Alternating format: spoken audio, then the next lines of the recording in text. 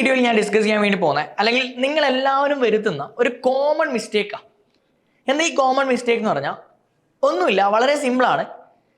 നമുക്ക് ഈ എക്സ്പീരിയൻസ് ഉണ്ടായിട്ടുണ്ടാവും. ചില സമയത്ത് എക്സാം ഹാളിൽ നമുക്കൊരു ക്വസ്റ്റ്യൻ കിട്ടും.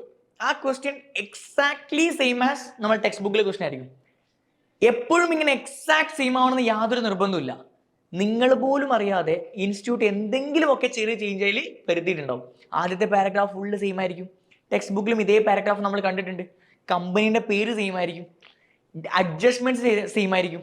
പക്ഷേ നിങ്ങൾ പോലും അറിയാതെ ഇൻസ്റ്റിറ്റ്യൂട്ട് ചിലപ്പം ചില ചേഞ്ചസ് അതിൽ വരുത്താൻ സാധ്യതയുണ്ട്.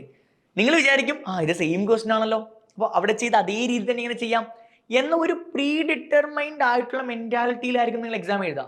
മക്കളെ ഒരിക്കലും അങ്ങനെ ചെയ്യരുത്.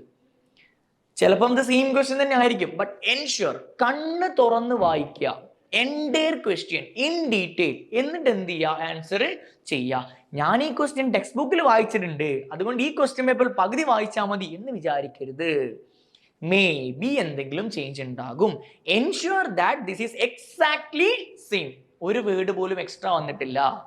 ബിക്കോസ് ഞാൻ പണ്ട് എക്സാം എഴുതിയ സമയത്ത് ഇതുപോലെ അക്കൗണ്ടൻസി പേപ്പറിൽ ഞാൻ വിചാരിച്ചു എക്സാക്ട് സെയിം ക്വസ്റ്റ്യൻ എന്നാ.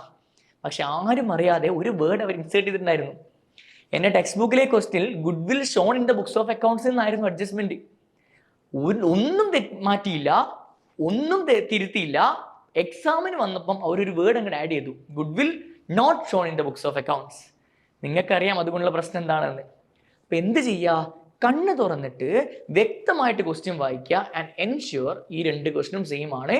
ആ ക്വസ്റ്റ്യൻ ചോദിച്ച റിക്വയർമെന്റിന് ഉത്തരം എഴുതുക.